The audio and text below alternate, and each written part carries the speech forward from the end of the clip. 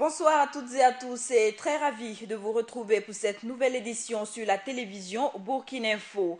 Au sommaire, insécurité à Ouagadougou, un réseau de 12 présumés braqueurs a été mis aux arrêts. Des explications sur leur mode opératoire, c'est dans quelques instants. Toujours parlons insécurité, mais aussi facilité d'accès à l'hôpital Yalgado Ouetraogo, des VADS ont intégré le centre sanitaire. Il sera aussi question de santé dans ce journal avec le lancement officiel d'une campagne intitulée 1 million de voix pour la planification familiale et la santé de la reproduction. Bienvenue, c'est la toute première audience du nouveau président du Parlement, Salifou Diallo, a reçu en audience ce matin l'ambassadeur du Japon, Masato Futaishi. Les échanges ont tourné autour du développement de l'agriculture et de la coopération entre les deux pays. Le président de l'Assemblée nationale a eu aussi des échanges avec le président de l'ASEE, Luc Marus Ibriga. Le point, c'est avec Philippe Ada. Les liens d'amitié et de coopération entre le Japon et le Burkina Faso se renforcent davantage, en témoigne la présence de l'ambassadeur Masato Futaishi dans le bureau du président de l'Assemblée nationale.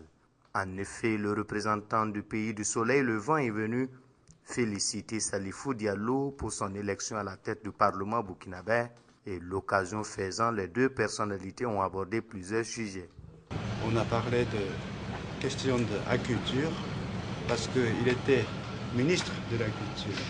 Donc à l'époque, déjà, on a eu beaucoup de relations, beaucoup de coopération dans le domaine de, par exemple, sécurité alimentaire, dans le domaine de sésame, au niveau des parlementaires. Quel genre de coopération, c'est possible ou non, on va discuter.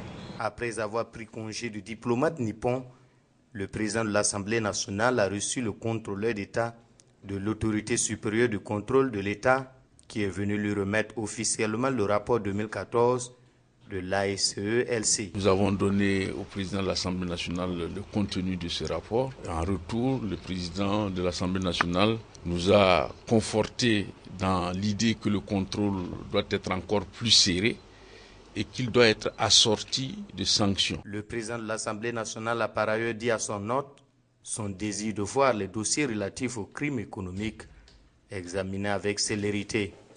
Et il a même proposé l'érection d'un tribunal spécial pour juger les crimes économico-financiers. Donc nous sortons de cette audience très confortés et nous pensons que dans les mois à venir, nous aurons une accélération du processus en ce qui concerne la sanction des crimes économico-financiers. Le rapport 2014 de l'ASEE-LC met à nu l'état de la gouvernance en 2014 qui ont conduit à la perte de près de 822 millions de francs CFA dus à des malversations. Autre information, on apprend selon plusieurs sources qu'un mandat d'arrêt international a été lancé par la justice militaire du Burkina contre le président de l'Assemblée nationale ivoirienne, Guillaume Soro. Les charges n'ont pas encore été communiquées, mais rappelons que Guillaume Soro avait été cité dans le cadre du putsch du 16 septembre 2015. Des enregistrements téléphoniques attribués à Djibril Bassolé et à Guillaume Soro ont été évoqués dans la presse en novembre. Et toujours concernant cette affaire, l'intéressé, le président du Parlement ivoirien, n'y être poursuivi par la justice burkinabé, à en croire son porte-parole Moussa Touré. Aucun mandat d'arrêt n'a été signifié au gouvernement ivoirien. Et des sources proches de l'entourage de Guillaume Soro révèlent par contre que ce mandat d'arrêt serait un acte hostile contre la Côte d'Ivoire. Autre actualité, à Ouagadougou, l'Union pour un Burkina Nouveau UBN de Yacouba Ouedraogo vient d'intégrer la mouvance présidentielle. Le secrétaire général de l'UBN explique ce ralliement par le fait que ces différents partis partagent les mêmes valeurs idéologiques et celles de développement. Gaël Rodrigue, reportage. Les partis de la mouvance présidentielle Burkina Lim viennent d'enregistrer un nouveau parti à leur sein.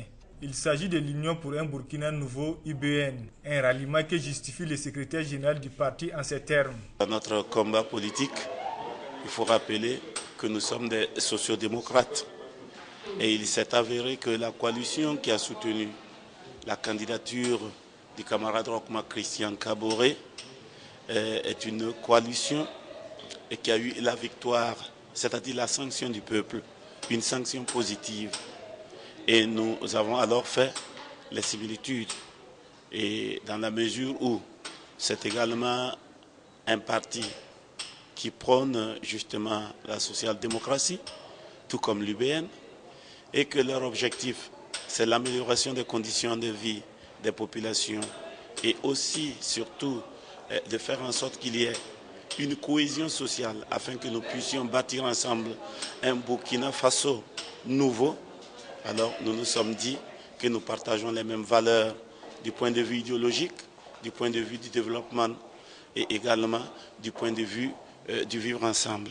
Le président de l'Union pour un Burkina nouveau, Yacouba Ouédraogo, de son lieu de détention à la Maka, se porte bien et est très serein, nous a confié Yacouba Jacob Barry. Il y a quand même quelques jours, parce que depuis un certain temps, ils n'ont pas eu droit à la visite, mais en dehors de ça, et il va très bien, son moral est très bon, et il est très serein, et nous, comme tout le monde le connaît, c'est un monsieur sans aucun souci, et nous pensons que la justice lui donnera raison, nous y croyons dur comme fer.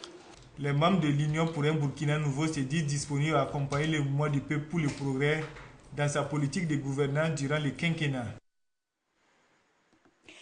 Le comité exécutif du Haut Conseil pour la réconciliation nationale a été mis en place ce vendredi. Il est composé de 21 membres et présidé par le professeur de droit Benoît Kambou. Présent à la cérémonie ce matin, le président du Faso a rappelé l'importance qu'il accorde à la réconciliation nationale durant son mandat. Installé pour un mandat de 5 ans, ce Haut Conseil est chargé de rechercher et de situer les responsabilités de crimes et toute autre violation grave des droits humains à caractère public, politique, non encore élucidés de 1960 à 2015. Plus d'un mois après la conférence internationale sur le climat à Paris, les organisations qui militent contre le changement climatique ont rendu compte de leur participation à la COP 21. L'atelier de restitution de ces travaux s'est déroulé aujourd'hui en présence de Cheikh Omar Bandaogo. La capitale française a accueilli la 21e conférence internationale des Nations Unies sur les changements climatiques du 30 novembre au 11 décembre 2015. Dans les rangs de ceux qui entendent apporter leur touche à une réduction de l'émission des gaz à effet de serre, la société civile burkinabé est regroupée au sein du cadre de concertation des organisations de la société civile sur les changements climatiques. Ce vendredi, le cadre de concertation a rendu compte de sa participation à la COP 21. Nous avons présenté là-bas une conférence sur le thème mines et changements climatiques. Ce thème-là est tiré d'une étude réalisée par l'ITIE Burkina Faso pour faire un inventaire des gaz émis dans l'industrie extractive pour voir dans quelle mesure ça contribue à favoriser les changements climatiques. Si l'étude menée a permis une brillante participation du cadre de concertation à la COP 21, c'est qu'elle a au préalable permis aux représentants de la société civile burkinabé de mieux cerner le sujet autour duquel ils devaient communiquer. Pour les sociétés minières, vous savez qu'elles sont obligées de produire leur énergie parce qu'elles sont sur des sites où il n'y a pas d'électricité. Donc elles sont obligées de produire leur électricité et donc ça génère beaucoup de pollution parce qu'à cause de la combustion des hydrocarbures. Il y a aussi que les sociétés minières elles utilisent des moyens de transport logistique assez gourmands en énergie. Donc ça veut dire que ça contribue aussi à dégager des gaz à effet de serre. Bien sûr aussi dans une société minière, un site minier, c'est une forte concentration de population. Donc ça veut dire que c'est des gros villages donc, qui génèrent beaucoup de déchets. Et si ces déchets ne sont pas bien gérés, c'est source de pollution et donc source aussi d'émissions de gaz à effet de serre. Ces émissions pourraient par contre être revues à la baisse selon l'étude. Entre autres, elle a proposé en ce sens que la nationale de l'électricité renforce ses capacités de production, de transport et de distribution, mais surtout sa fiabilité. Cela dispenserait les sites miniers de la production autonome d'électricité. La radio nationale ouvre ses portes à ses auditeurs à travers ces journées portes ouvertes. Il s'agit de donner encore plus de visibilité aux médias et de faire découvrir son fonctionnement. Samba Kassile Traoré et reportage. C'est dans le but de lancer une nouvelle grille de programme et aussi de dévoiler les secrets de ses locaux que la radio nationale burkinabé a ouvert ses portes au public. Baba Ama, ancien directeur de la radio nationale, et parrain de la cérémonie, salue cette initiative. Une radio n'existe que parce qu'il y a des auditeurs. Donc de ce point de vue, je pense que c'était effectivement opportun pour l'équipe de Radio Burkina d'imaginer donc une grille qui soit à même donc de renforcer son audience. Donc de ce point de vue, c'est une initiative que je félicite. Je pense également qu'ils ont profité de l'occasion pour initier des portes ouvertes pour permettre au public aussi de voir les conditions dans lesquelles ils travaillent. Mais au-delà de cet aspect, je vois plutôt une sorte de formation parce que ils sont nombreux sans doute, les gens qui ont des postes radio à la maison. Les responsables de la radio justifient la révision des grilles de programme par le fait qu'il existe maintenant plusieurs radios au Burkina et qu'il fallait répondre aux attentes de l'audience.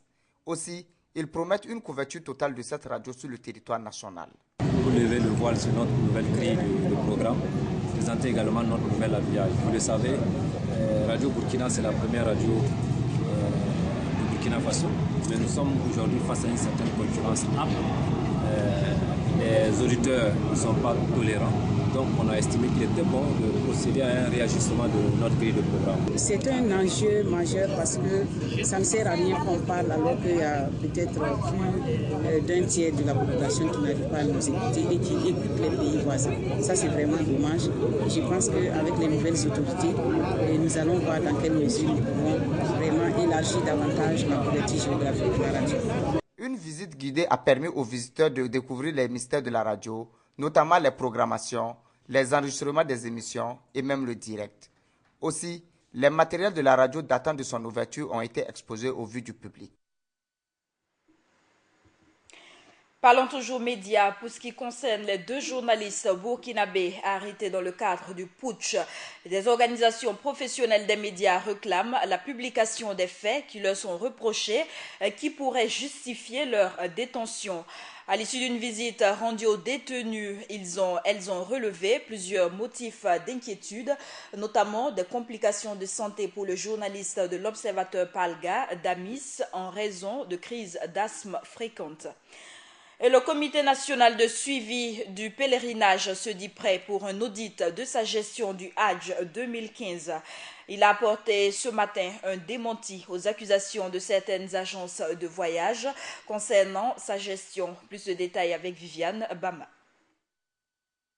Face aux nombreuses reproches à lui faits par certains membres de la coordination des agences de pèlerinage pour sa gestion de l'organisation du Hajj 2015, le comité national de suivi du pèlerinage a voulu clarifier les choses à travers cette conférence de presse.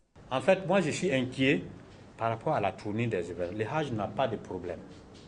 Donc ce qui se passe, si nous laissons les gens continuer à s'insulter par médias interposés et qu'il y a des affrontements en ville au nom du pèlerinage, c'est une grande responsabilité et que moi je ne peux pas assumer. Le comité rassure avoir bouclé son rapport sur le déroulement du Hajj et n'attend que les nouvelles autorités mises en place pour faire le compte-rendu. Nous avons notre rapport qui est prêt. On était en train même de vous inviter à une conférence de presse demain. Mais comme on a des nouvelles autorités, nous sommes des gens bien éduqués. Ce n'est pas bon qu'on fasse une conférence alors qu'on a une nouvelle autorité, on ne lui a même pas rendu compte. Donc sinon, notre agenda n'avait rien à voir avec les déclarations qui se passaient. Nous avons joué la transparence, nous voulons que cette transparence continue jusqu'au bout. Par ailleurs, le comité assure sa disponibilité pour un audit, comme le demandent certaines agences de voyage. Nous ne demandons même pas un audit, nous sommes soumis. Si vous gérez des fonds publics, on doit vous auditer. Donc on n'a aucun problème avec des audits, mais nous souhaitons que chacun reste dans son rôle. Les agences de voyage recrutent les pèlerins, les convoient et les amènent à la Mecque. Le comité de suivi fait l'encadrement, fait les visas, chacun reste dans son rôle. Appel a donc été lancé aux autorités compétentes pour que des solutions soient vite trouvées afin d'éviter que la situation actuelle s'envenime. L'interpellation que j'ai faite aux nouvelles autorités concerne les responsables musulmans. L'islam a une fédération, l'islam a des instances. On a la possibilité d'aller nous asseoir dans les instances pour discuter. Et s'il y a des gens qui ont fauté, il y a une justice dans ces pays, il y a une gendarmerie, il y a une police. Ils vont faire leur travail. En rappel, certaines agences de voyage avaient demandé en début de semaine un audit du comité de suivi du pèlerinage, mais depuis ce matin, certaines de ces agences seraient passées à une vitesse supérieure à travers des accusations proférées sur des médias, à en croire le président du comité. Ouvrons la page insécurité pour parler de la recrudescence du banditisme à Ouagadougou. 3 anciens militaires, un ancien gendarme et des repris de justice, tous membres d'un gang spécialisé dont le viol et les braquages ont été mis hors d'état de nuire. Le réseau a été présenté par l'unité d'intervention polyvalente de la police nationale. Le matériel saisi est composé entre autres d'armes de pointe, de matériel électroménager et mobile. Joël Zoundi, reportage. Un réseau de 12 malfrats a été démantelé et mis hors d'état de nuire par l'unité d'intervention polyvalente de la police nationale UIP. Parmi eux, 3 ex-militaires et un gendarme. Le premier militaire du groupe âgé de 33 ans est né en 1983 à Bani, dans le Sénou. Résident au quartier Rayongo, célibataire, père d'un enfant. Avant chaque attaque, c'est lui qui est chargé d'identifier les sites à visiter.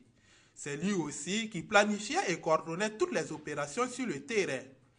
Réputé pour sa violence, il n'hésitait pas à violer ses victimes de sexe féminin. Il est le cerveau du gang, selon le commandant de l'UIP. Le second militaire, âgé de 28 ans, est né le 1er décembre 1988 à Kouka, dans les Banwa. Célibataire, père de 2 enfants. Chauffeur domicilié à Nagrin, ce dernier de nature calme et sournoise est le numéro 2 du groupe. Toutes les armes du réseau lui sont confiées après chaque sortie pour être mis en lieu sûr. Le troisième militaire du gang, âgé de 33 ans, est né en 1983 à Dolo, dans la Bougouriba. Célibataire et père de 2 enfants. Il a reconnu avoir participé à plusieurs opérations à travers la ville de Ouagadougou. Sa spécialité, immobiliser les victimes à l'aide d'une Kalachnikov AK-47 pendant que ses acolytes opèrent. Le gendarme du groupe, lui, est âgé de 28 ans, né le 3 septembre 1988 à Koudougou. Il résidait au secteur 10 de la dite ville. Malgré la distance séparant les 2 villes, ce dernier, pour ses compétences exceptionnelles, est toujours joué téléphoniquement pour les opérations de grande envergure. Une fois la mission accomplie, il rejoint Koudougou et y mène ses activités quotidiennes de Pandore. Même si du côté de la police, on tente de sauver les apparences. Je dis bien, dans ces dossiers, et pour le moment, rien ne nous permet d'affirmer qu'il s'agit d'hommes de tenue radiée. Le gang est composé d'individus bien connus du service des polices et ayant déjà séjourné à la maison d'arrêt et de correction de Ouagadougou-Mako. Tous les 12 interpellés, dont l'âge varie entre 19 ans et 33 ans, ont aussi reconnu les faits à eux reprochés, à savoir vol à main armée, de séquestration, d'agression et de viol collectif. Réguler l'accès à l'hôpital Yalgado-Ouedraogo et lutter contre l'insécurité, ce sont des missions assignées aux volontaires adjoints de sécurité VADS. Estimés à une vingtaine, ils ont intégré l'établissement sanitaire il y a quelques jours. Une initiative appréciée par les agents, mais aussi les responsables de l'hôpital, dans ce reportage de Gaël Rodrigue. Des volontaires adjoints de la sécurité au service du centre hospitalier Yalgado-Ouedraogo. Au nombre de 20, ils ont pour mission principale de réguler la circulation devant et à l'intérieur de l'hôpital pour faciliter l'entrée et la sortie des véhicules de santé et ceux du personnel et aussi d'aider les vigiles à assurer la sécurité au sein de l'hôpital. Tout le monde rentre à l'intérieur. Il nous fallait donc organiser un peu le stationnement et nous pensons que c'est les VADS qui sont les mieux indiqués pour pouvoir orienter les gens, faciliter le stationnement et en même temps compléter le travail de la société de gardiennage pour des questions aussi de sécurité. Nous pensons que si la circulation est bien organisée, vous voyez, même là où nous sommes arrêtés, bon, à certains moments, tout le monde, ceux qui viennent là veulent forcer, ceux qui viennent là veulent forcer, ceux qui sortent du parking veulent forcer.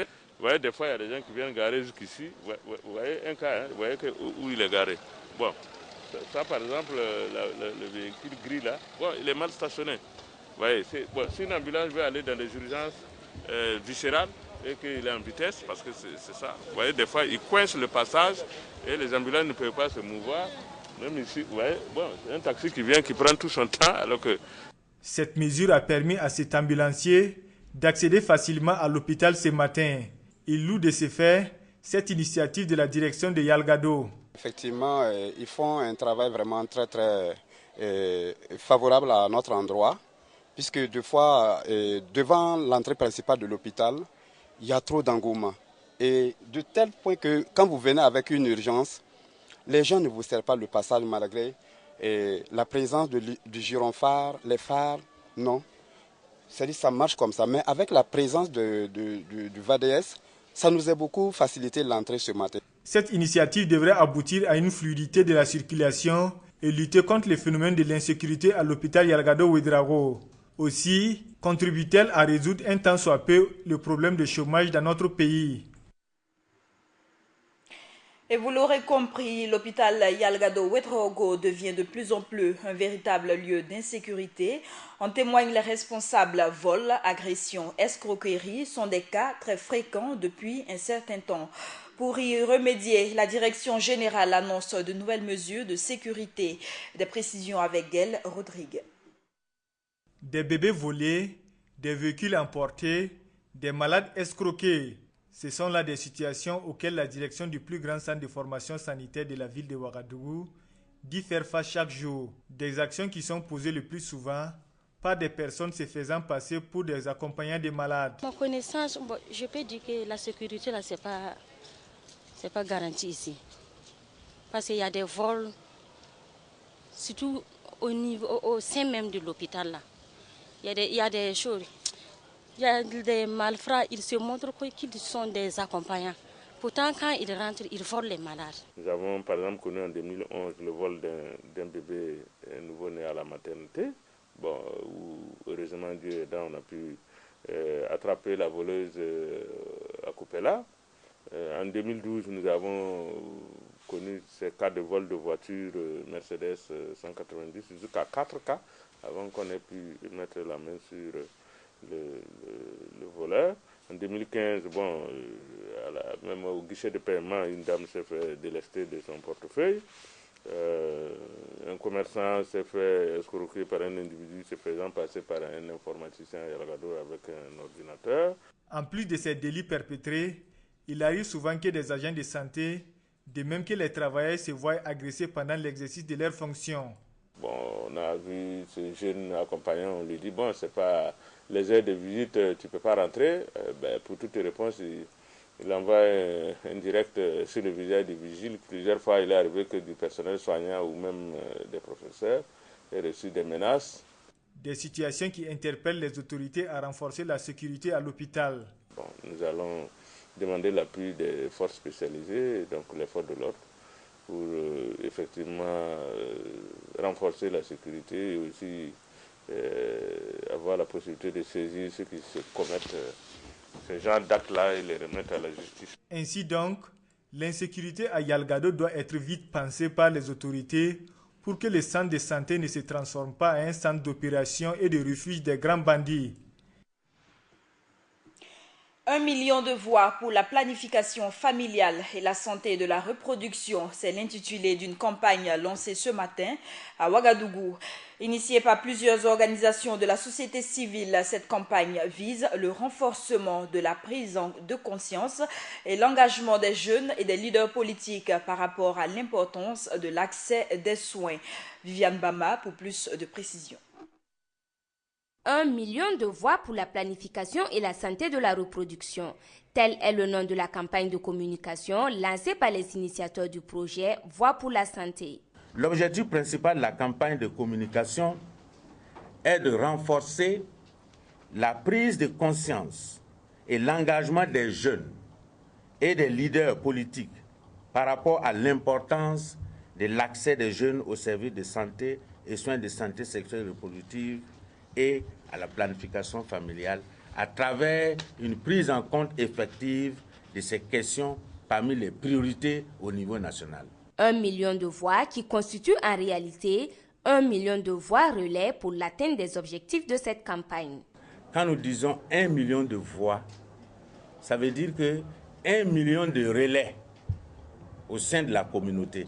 C'est-à-dire l'objectif n'est pas de toucher 1 million de voix en valeur absolue, mais 1 million de personnes, à la fin de la campagne, 1 million de personnes vont s'engager pour travailler au sein des cellules familiales, au sein des communautés, au sein des milieux professionnels, au sein des milieux scolaires pour faire la promotion de la santé. On les aura avec nous comme des relais. C'est toute une série d'activités qui sera réalisée pendant 3 mois avec les acteurs du projet à travers les villes de Ouagadougou, Bobo-Dioulasso, Koudougou et Waïguia.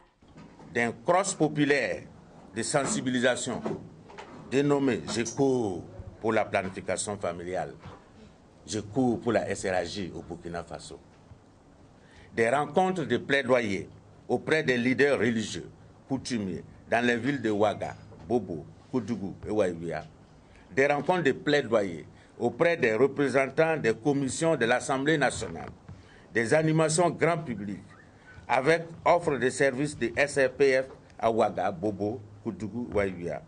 La publication d'affiches, des sessions de formation, de sensibilisation au profit de 100 responsables des partis politiques. La réalisation de la campagne 1 million de voix pour la planification et la santé de la reproduction coûtera à ses initiateurs et partenaires financiers la somme de plus de 60 millions de francs CFA. Sur le plan international, nous parlons de la crise au Burundi. L'ONU qui dénonce l'existence de massacres ethniques, de charniers avec une centaine de cadavres et de viols collectifs commis par les forces de sécurité du pays. Pour le haut-commissaire des Nations Unies aux droits de l'homme, tous les signaux d'alarme, celui d'une dimension de plus en plus ethnique, sont en train de virer au rouge. Toujours selon lui, un effondrement complet de l'ordre public est imminent. Et c'est la fin de ce journal. C'est avec cette information que nous refermons cette session d'information. Merci à vous qui l'avez suivi.